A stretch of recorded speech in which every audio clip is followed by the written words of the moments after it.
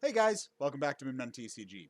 This past weekend, I went undefeated in the Sakura Kingdom Square Off number 2 with this Doflamingo list. It was a blast to play in. I love going into those tournaments, run by an excellent guy. I definitely suggest you check him out. His channel will be in the description below.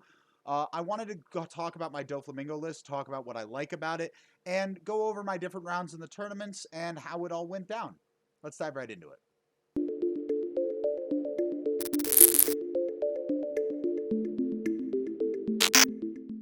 So I want to talk about the event a little and my various matchups throughout the day before we get into the deck list. So the event was best of 1 this week. It's been alternating between best of 1 and best of 3 and is going to moving forward until the players decide which they prefer.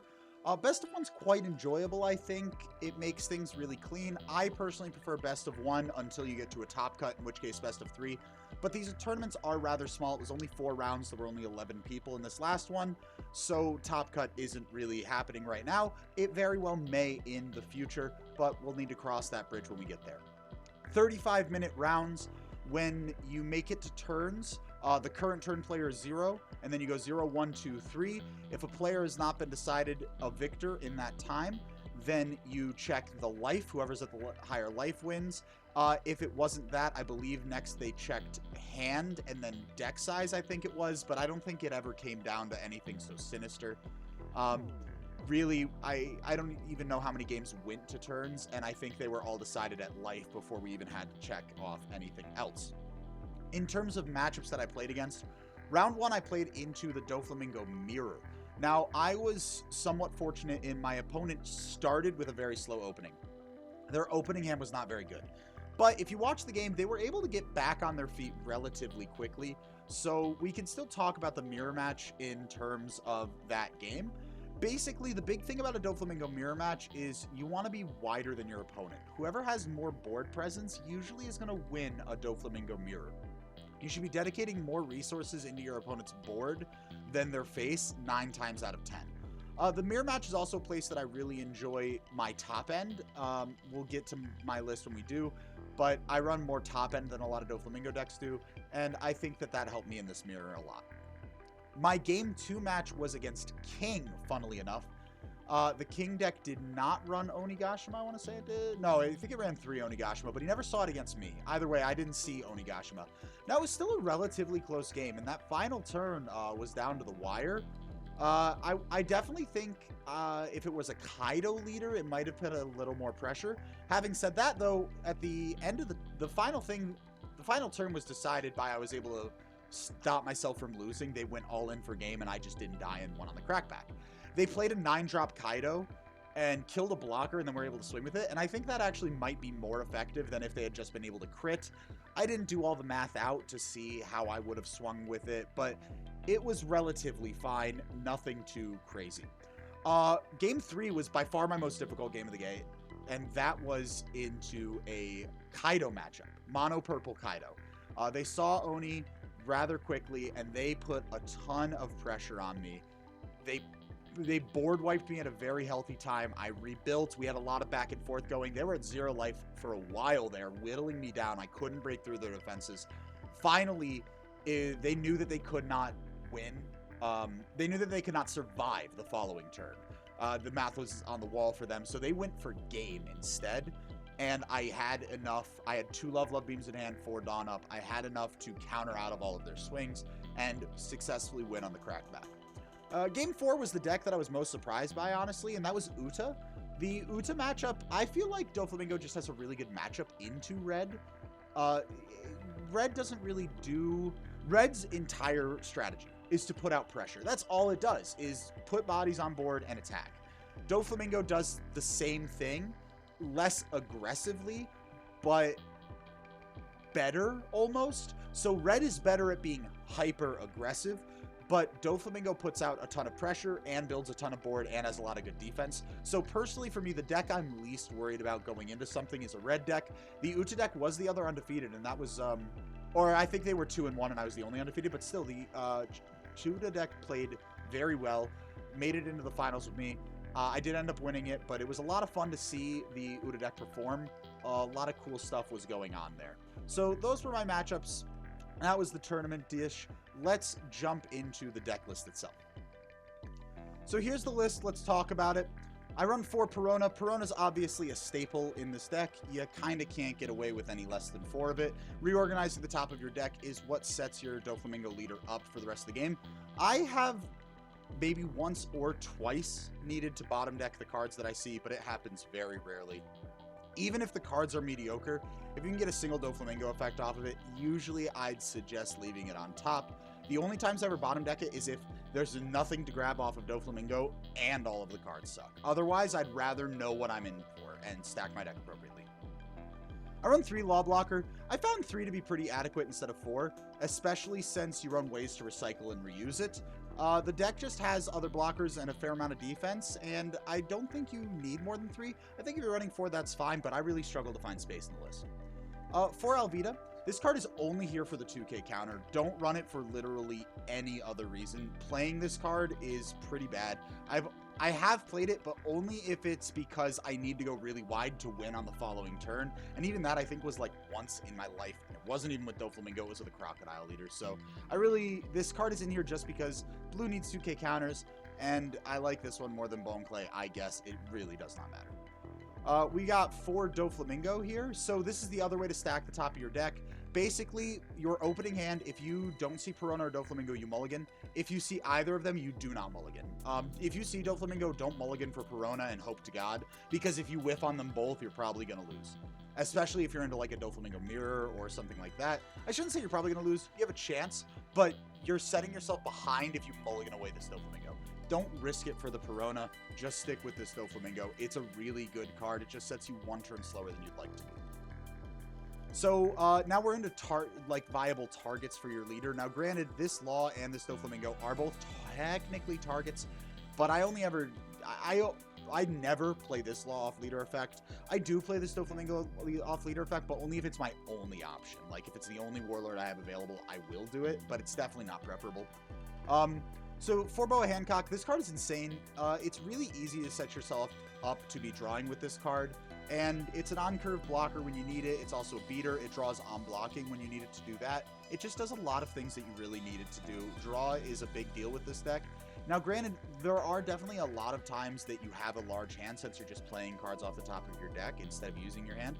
But that just means you can use your cards to counter and be a little more defensive than you would have been otherwise, because you'll replenish your hand with this Boa. This Boa is an absolute 4-of. I think it's an amazing card.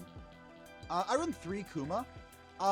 This card's another on-curve blocker, and that's really relevant. Honestly, it's more about having a 4-drop 5k body that gets played off Doflamingo than anything else. However, I do run 3 Pacifista. This is kind of 10-drop Kaido protection. This line really helps you into your purple matchup. So basically, your purple matchup runs so much removal or board wipe Kaido that having this Kuma and being able to cheat the Pacifista into play after their removal has been blown on your board really helps you swing the tempo back into favor. It doesn't happen all the time, but it's relevant enough to warrant running the 4 and 3. Also, playing this card for 4 is not that bad. I do it somewhat frequently, especially if, imagine a scenario where turn 2, I play Doflamingo, right? And then turn 3, I'm at 5 Dawn, I went first. I use Doflamingo leader effect, and then turn 4, I'm going to use Doflamingo leader effect again. Using the remaining 4 Dawn for this 6k beater is actually not bad at all. A 6k body is very hard to deal with, and it helps you set up when you're playing into 8-drop Kid, which is one of the harder matchups for this deck. So making sure you get those bigger bodies on board early is really relevant. So don't underestimate the value of the fact that this is a 4-drop 6k vanilla, and that's somewhat relevant in blue right now.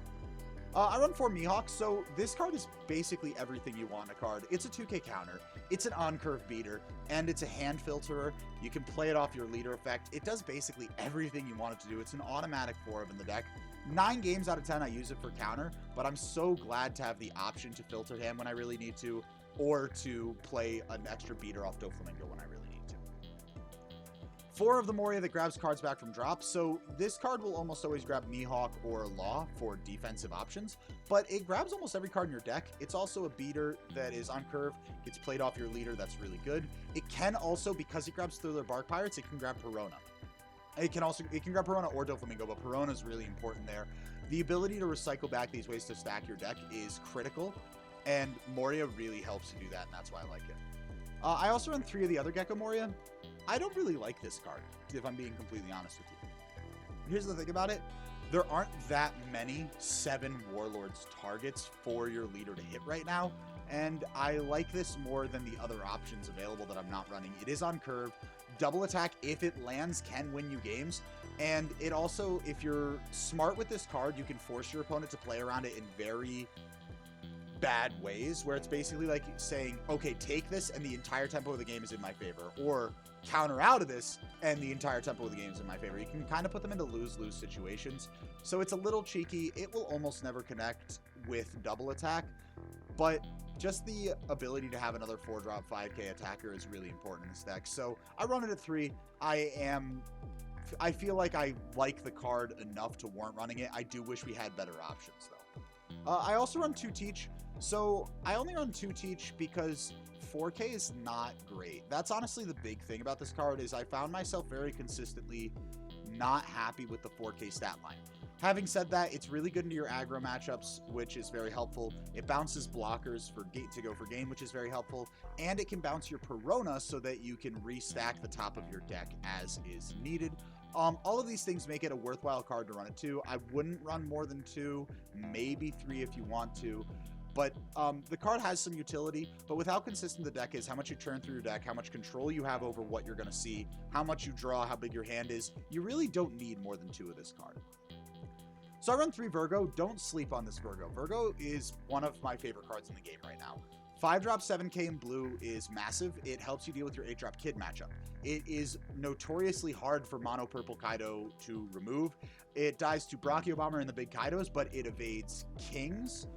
It evades Jet Pistol. It dodges a lot of removal. Having a 7k body is really important. And building your board with big beaters before an 8-drop Kid comes into play is the primary reason that I like this card. On top of that, if you're going second when you hit turn 4, you can play this card and leader effect, much like how if you're going first when you hit turn 4, you can play the pacifist and leader effect. It's a really big tempo swing.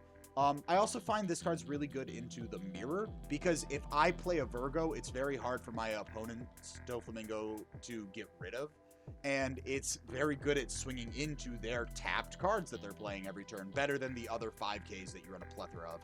So I really like Virgo. It has a counter stat, so it's basically never dead. I can counter with it if I need to. It also is a member of the Don Quixote Pirates, which means it's in flavor, so that's always fun. I do run 2 of this Doflamingo. This card is primarily in here to help deal with 8-drop Kids. Sadly, I didn't play against any Kid in the tournament, so I didn't get to see its merit a lot. But the card is still really good into any deck that is trying to prioritize playing on curve. If you're playing against blue and they play a Virgo and then you play a Doflamingo, that's really in your favor. Getting a 7k body on board early helps you a lot in the 8-drop Kid matchup. It's the same reason you run the Virgo. This card doesn't have a counter stat, which is slightly more unfortunate, but so much of the deck has counter stats and you have so much control over what you're doing, that's really not that big a deal. I also run 2 Drakeul Mihawk. Similar reasons to Doflamingo, it's just that this card is better. You play it at 9, you bottom deck Kings, you bottom deck Queens, you bottom deck Luffy's, you bottom deck Doflamingos, you bottom deck 7-drop Kid, and then you have a 9k body on board that is only going to realistically get removed by a board wipe. I also like to use this card to bait out a board wipe. When I know a board wipe is on its way, I'd rather play this and force them to board wipe my 1 card and then rebuild with, say, 3 cards next turn. Then I would play 3 cards, get board wiped, and follow up with a 9k body when they played a 12k body. The math doesn't add up there. So this card is really effective, one of the better cards in the deck. Like I said, I've run a lot of top end, and I stand by that. I think that's really solid and is very good into your 8-drop Kid matchup, and it helps me a lot into the Kaido matchups as well. Lastly, my only events are Love Beam. I run 4 of it. This card is absolutely insane. Easily the best event in the game to me right now.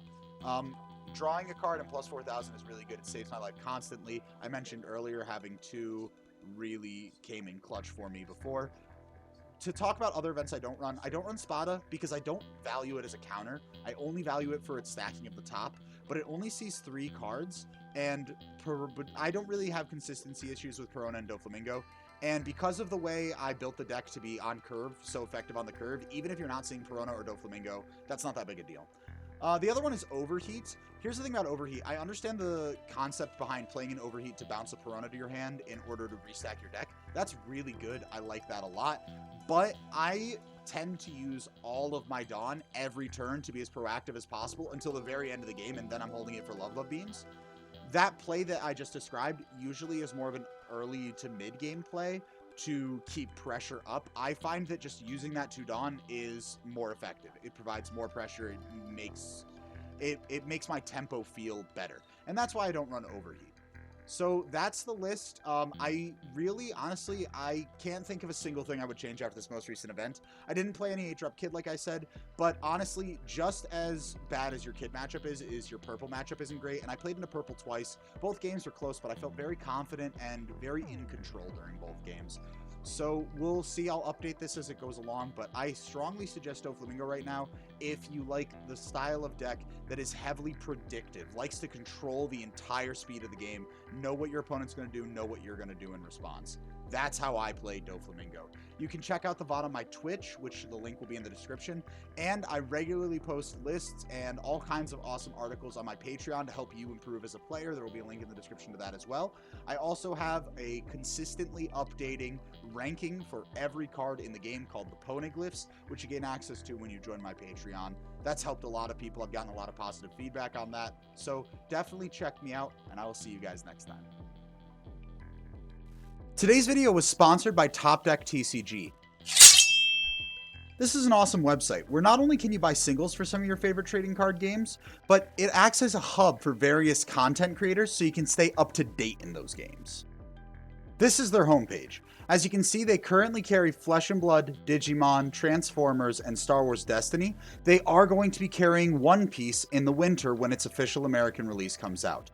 If you go over to game videos and podcasts, you can see some of your favorite content creators, including your favorite One Piece content creators, for all of these various games so that you can stay up to date on what is good right now. It's all very easy to use, and the guy is great. And if you use your promo code TheMoonmen, not case sensitive at all, you'll get 10% off any order you place. Don't forget to like and subscribe if you found this video helpful. I certainly hope you did. You can find links to my Twitch and my Patreon in the description, as well as the promo code and the links to Top Deck TCG. Thanks for watching, and I'll see you next time.